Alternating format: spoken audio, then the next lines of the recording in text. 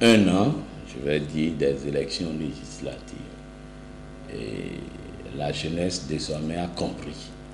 Et nous sommes en train de nous mobiliser de part et d'autre pour aussi être nombreux à l'Assemblée nationale.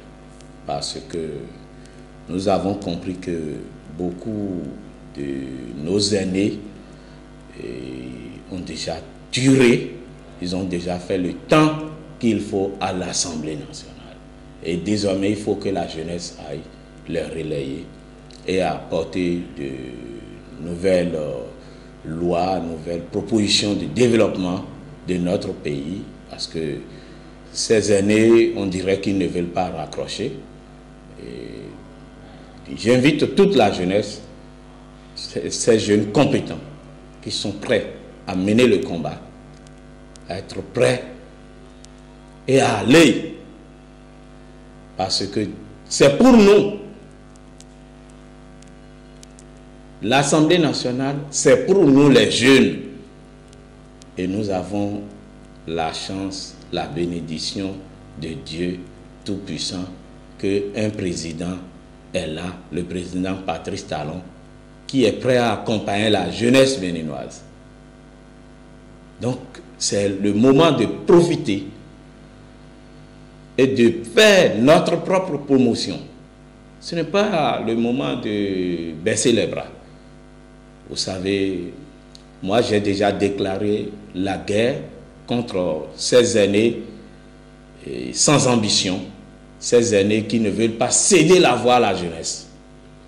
Parce que la jeunesse désormais a trop souffert. Et désormais nous sommes prêts à aller combattre nous-mêmes, à mener le combat et gagner le combat. Et nous savons que Dieu est déjà devant nous, notre combat. Quand Dieu est dans une barque, non, on est toujours vainqueur, on est toujours victorieux. Raison pour laquelle j'invite tous les jeunes qui veulent être candidats à être candidats. Nombreux sont ces jeunes qui ont soutenu ces aînés. Mais ces aînés ne nous consultent plus avant d'agir. Je prends le cas de certains députés de la 16e circonscription. Je prends le cas de certains aînés politiques qui sont déjà à la retraite mais qui ne veulent pas raccrocher. Et ce sont ces mêmes aînés qui ont donné des consignes de suivre le président Patrice Talon, de voter pour lui, mais à quelques jours, comme le président Patrice Talon n'a pas cédé la main pour qu'il le manipule comme il le voulait, et lui, le président de la République, Patrice Talon, a comme ambition de développer le pays.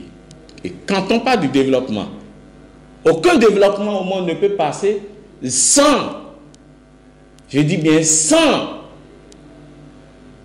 la modification des lois administratives, constitutionnelles. Aucun développement ne peut passer. Jamais. Dans n'importe quel pays. Aujourd'hui, nous voyons. Ce n'est pas aller construire les routes, des bâtiments qui font le développement. Ce n'est pas uniquement que ça. Mais le vrai développement se passe au niveau administratif. D'abord, je suis candidat et par la grâce de Dieu, je vais gagner. Parce que la victoire, elle est déjà là. Ce que moi, je vais changer d'abord, c'est d'être un honorable député de parole. Parce que la plupart de nos politiciens ne sont pas des hommes de parole. Ils sont juste là pour leur propre intérêt. Et quand ça les arrange, ils font avec. Quand ça ne les arrange pas, ils oublient, ils ne nous consultent plus. Moi, désormais, je vais consulter la jeunesse. Je vais consulter la base avant d'agir, avant de même faire des propositions. Et quand même il y aura des propositions de loi, je viendrai à la base pour informer la population. C'est de ça qu'il s'agit. Et je vais aussi lutter pour que tout le peuple soit concerné, soit impliqué dans toute proposition de loi qu'on aura après. Non, le président Patrice Talon, je lui dis bravo et je prie le bon Dieu de le garder longtemps et en bonne santé au pouvoir selon notre constitution et selon la volonté de Dieu, selon la volonté du peuple béninois. Et il nous faut des présidents discrets, des présidents comme Patrice Talon au Bénin pour que le pays se développe. Aucun développement ne se passe dans le bruit, dans des tapages. Il travaille, peut-être le travail qu'il fait aujourd'hui, beaucoup ne le voient pas.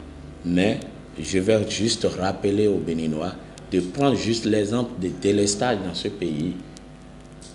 Ce problème était un vrai problème, mais personne ne voyait cela. Dans ce pays où tout le monde criait, oh, ils ont déjà coupé le courant. Mais aujourd'hui, le monsieur a fait l'effort de diminuer cela. Mais ce n'est plus leur souci. Ils n'en parlent plus. Et ils ne se souviennent plus de la souffrance d'alors. Voilà les choses qu'il change. Je le remercie pour ça. La corruption au niveau de nos administrations, c'était légal, la corruption. Mais aujourd'hui, aller essayer de corrompre quelqu'un aujourd'hui, il n'accepte plus. Même les policiers avant, on voyait les policiers qui arrêtaient de manière vulgaire, qui demandaient de l'argent de manière abusive. Mais aujourd'hui, vous savez que ça a changé. Beaucoup de choses ont changé. Et sur le plan, si vous voyez notre aéroport, ceux qui ont l'habitude de voyager doivent déjà comprendre que ça a changé. Donc je remercie le président Patrice Talon pour cette décision courageuse, parce qu'il faut être courageux pour prendre de telles décisions pour le Bénin. Sinon, juste à cause des manifestations de part et d'autre, des soulèvements, ça allait le fragiliser. Mais je prie que le bon Dieu le garde, a toujours lui donné le courage qu'il faut pour accomplir sa mission pour laquelle il a mis là et pour laquelle le peuple béninois l'a élu. Je prie toujours le bon Dieu à nous donner beaucoup d'argent, parce que c'est l'argent le moteur de tout souci. Donc que le bon Dieu nous donne de l'argent. Et l'argent vient en travaillant. L'argent vient en cherchant des opportunités, en allant vers les opportunités. L'argent ne vient pas dans du bruit. Et que nous multiplions les conférences de motivation à entreprendre quelque chose, c'est le plus important. Et que le bon Dieu aussi met sa paix comme il a toujours fait sur le Bénin, que la guerre nous soit égarée. Voilà. Donc en dehors de ça, je pense que c'est tout ce que je peux dire en ce moment. Et bon, j'invite les autorités à la réconciliation. Que j'invite mon grand ami Sébastien Adjavon à se manifester lui-même pour la réconciliation avec le président Patrice Talon, parce que le président Patrice Talon, il est le président de la République. C'est comme on voit dans nos villages, dans nos coutumes, quand on choisit un nouveau roi ou un nouveau dard, on voit que ses amis, ses frères, tous ceux qui l'entourent, tous ceux qui veulent le mettre sur le trône, ils sont là à l'appeler. Si par exemple le DA s'appelait Antoine, et il disait Antoine, oh, Antoine, et il l'embêtait, il disait tout. Mais quand ensemble, ils se réunissent, ils le mettent sur le trône en même temps, et tous ils se prosternent encore pour dire oh DA, oh Sa Majesté, oh Sa Majesté. C'est comme ça le président de la République doit être respecté, doit être considéré. C'est juste, ce sont des leçons de la vie. Et j'invite le président Sébastien Diavon à comprendre cela, à ne pas suivre les gens bêtement. Les gens qui lui disent oh oui, il faut faire ceci, non, ne va pas vers lui, non. Qu'il se souvienne de ce verset biblique qui dit ceci: l'humilité précède la gloire. S'il est humble, je pense que, et je sais, j'ai la certitude que Dieu va l'élever. Mais si il est orgueilleux, qu'il se rappelle encore de ce proverbe biblique qui dit Dieu résiste aux orgueilleux. Et il est un grand homme, il est appelé à être un grand homme, qu'il se manifeste comme un grand homme, un sage, en cherchant à se réconcilier avec le président de la République, M. Patrice Talon, qui est là. Et ça me fait mal que je le vois, lui étant un homme de bon cœur, et tout ce qui lui arrive. J'aurais souhaité simplement qu'il soit en bon terme avec le président de la République. C'est mon souhait. Et cela me tient beaucoup à cœur. Mais c'est mon souhait, mais tout cela viendra de lui, de son cœur, de sa volonté. Et personne ne peut forcer l'autre à faire quelque chose contre sa volonté.